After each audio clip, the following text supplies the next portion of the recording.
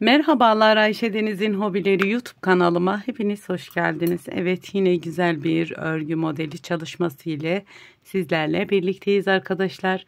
Bu videomda sizlere hem kız hem erkek çocukları için kullanabileceğiniz güzel bir modelle geldim. Yapımı da bir o kadar kolay bir örnek. Hemen şöyle modelin anlatımı için elimde bu şekilde arkadaşlar, hemen şöyle göstereyim. Himalaya ipim var. Renk kodunu merak eden olursa güzel tatlı bir sarı rengimiz, hem kız hem erkek çocukları için kullanabileceğiniz bir renk. Renk kodumuz da bu şekilde yazıyor. Şiş numaralarım 3,5 numara şiş kullanacağım. Sizler ipinizin önerdiği şiş numaralarını kullanabilirsiniz. Hemen buyurun, dilerseniz Bismillahirrahmanirrahim diyelim ve modelimizin anlatımına geçelim. Evet, modelime ilmekler toplayarak başlıyorum. Bu modeli kurabilmek için ilmek sayılarımız 4 ve 4'ün katları artı 1 ilmekle modelinizi kurabilirsiniz. Artı kenar bantlarını da yeleklerde, hırkalarda eklemeyi unutmayın arkadaşlar. Hemen şöyle ben ilmek sayılarımı ayarlayıp geliyorum. Evet, sizlere modeli anlatacak kadar ilmek sayılarımı ayarladım. Yine tekrar ilmek sayılarımızı hatırlayalım. 4 4 2 4 4 artı 1 ilmek. Modeli kurabilmek için siz dilediğiniz lastik örgüyü alt kısmına uygulayabilirsiniz. Ben birkaç sıra haroşe gittikten sonra modelimi uygulayacağım arkadaşlar. Tersinden ve düzünden düz bir şekilde alarak haroşe örgümü yapıyorum.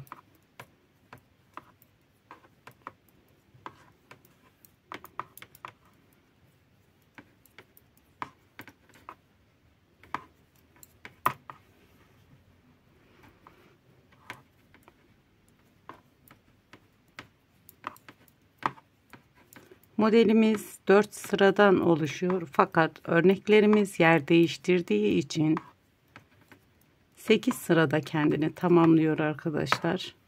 Hemen bu sıramı da aynı şekilde düz öreceğim.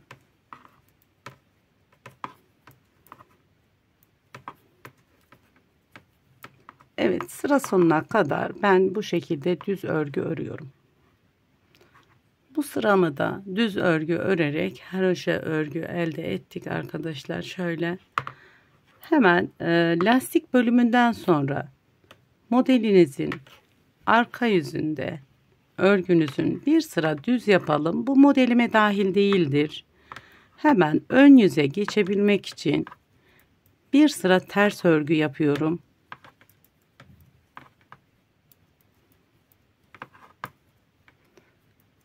Bu mesafe bana yeterli gelecektir model göstermem için. Sizler istediğiniz mesafede lastik bölümü yapabilirsiniz. Hemen bir sıra ters örgümü örüp ön yüzüne geçtik. Evet, modelimizi kurmaya başlıyoruz. Birinci sıra ön yüzde. Burada kenar ilmeğimi örmeden alıyorum. Sırada 1 2 3 tane düz ilmek örüyorum. Dördüncü ilmeğimi örmeden diğer şişimi alıyorum. İpimiz arka tarafta. Tekrar 1 2 3 ilmek düz örüyorum. Dördüncü ilmeğimi örmeden diğer şişimi alıyorum. İpim arka tarafta. 1 2 3 ilmek düz ördüm. Bir tanesini örmeden alıyorum. İpim arka tarafta. 1 2 3 düz ilmeğimi ördüm. Kenar ilmeğimi de ters olarak örmüş bulunuyorum. Birinci sıramızda bu işlemi yaptık. İkinci sıra arka yüzde ise kenar ilmeğimi örmeden alıyorum. Sıradaki 3 tane ilmeğimi ters, yani yönlerine göre örüyoruz. 3 ilmeğimi ters ördüm. Burada örmeden almış olduğumuz ilmeğimizi bu sefer ipimiz kendimizden tarafta, örmeden alıyoruz. 1 2 3 ters ilmeğimi ördüm. İpim kendimden tarafta, 4. ilmeğimizi örmeden tekrar alıyoruz. Tekrar 1 2 3 ters ilmeğimi ördüm. Tekrar örmeden aldım. 1 2 3 ters ilmeğimi ördüm. Kenar ilmeğimi de ters örerek tamamladım ikinci sıramızı. Üçüncü sıramız ön yüzdeyiz. Burada ise kenar ilmeğimi örmeden alıyorum. Burada ilmeklerimi bir ters bir düz olarak devam ediyorum. Sıradaki ilmeğimizi ters örüyoruz. Ters, düz. Ters, düz.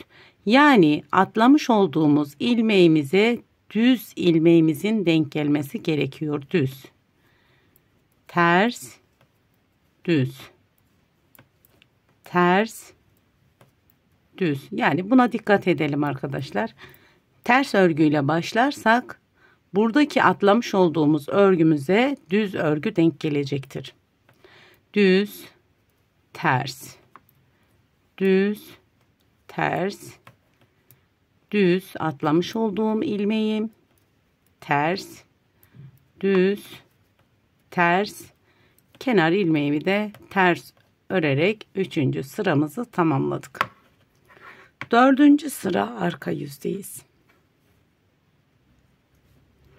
Kenar ilmeğimi örmeden alıyorum. 4. sıra arka yüzde bütün ilmeklerimizi ters örüyoruz.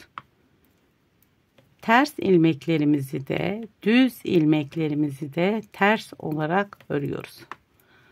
Bu şekilde bu sıramızda modelimizi bir kez kurmuş oluyoruz 4. sırada. Fakat modelimiz yer değiştirecek arkadaşlar.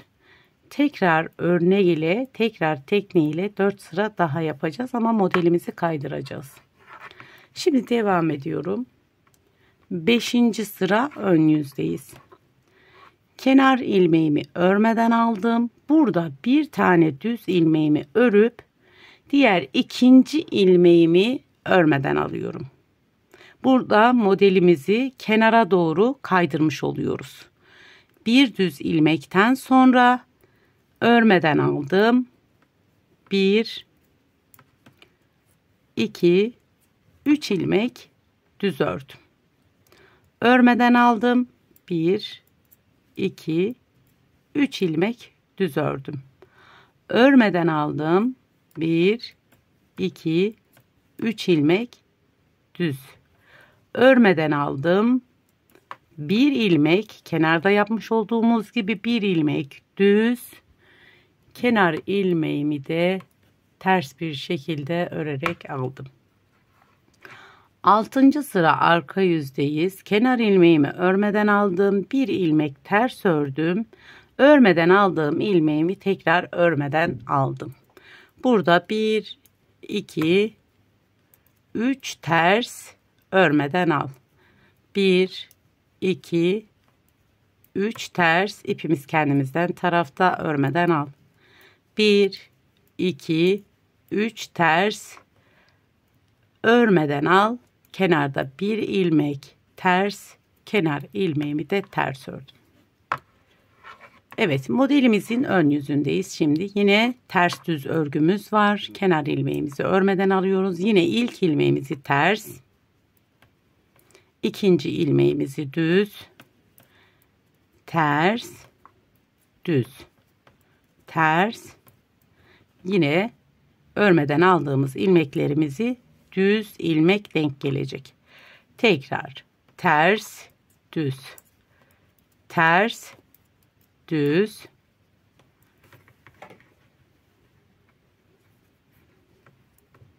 ters, düz, ters, düz, ters. Yine kenar ilmeğimi de ters ördüm. Modelimizin son sırası, arka yüzünde ise 8. sıramızda ise kenar ilmeğimizi örmeden alıp bütün ilmeklerimizi, ters ilmeklerimizi de düz ilmeklerimizi de ters örüyoruz. Evet arkadaşlar, modelimizin tamamı bu. Bundan sonrası diğer sıralarımızda, ilk sıramızda örneğimizi kurarken ne yaptıysak aynısını yapıyoruz. Şurada başlamış olduğumuz kısımda ne yaptıysak aynısını şöyle. Modelimiz küçük küçük kalpler şeklinde. Çok görüntüm net olmadığı için modelim çok belli değil arkadaşlar.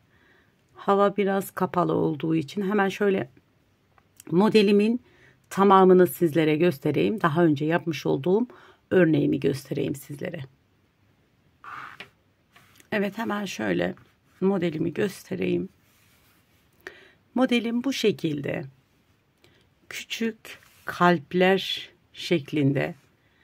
Güzel, hoş, çıtı pıtı bir örnek diye düşünüyorum arkadaşlar. Hemen şöyle göstereyim yakından. Bu da sizlerle birlikte yapmış olduğumuz örneğimiz. Şöyle küçük kalpler. Hemen şöyle ters yüzünü de göstereyim. Ters yüzü de tertemiz duran bir model diye düşünüyorum. Alt kısmına bu şekilde lastik geçtim. 1-2 sıra ters düz örgü ördükten sonra haroşa geçtim arkadaşlar. Alt kısmına şöyle hemen modelimi farklı açılardan göstermeye çalışayım sizlere. Modelimiz bu şekilde arkadaşlar. Şöyle.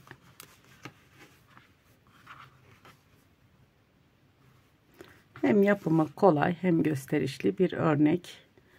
Çok delikli ajurlu örgü sevmeyenler için de ideal bir model. Evet, bu modelden neler yapabiliriz? Hem kız hem erkek çocukları için harika süveterler, yelekler, hırkalar yapabiliriz. Atkılar, bereler yapabiliriz arkadaşlar. Yani ben daha çok bebek örgülerine yakıştırdım. Tabii ki farklı yetişkinlerde de kullanabileceğiniz bir model diye düşünüyorum. Evet arkadaşlar, bir videomuzun daha sonuna geldik. Bu aşamaya kadar beni izlediğiniz için çok teşekkür ederim. Bir diğerki videomuzda görüşmek dileğiyle.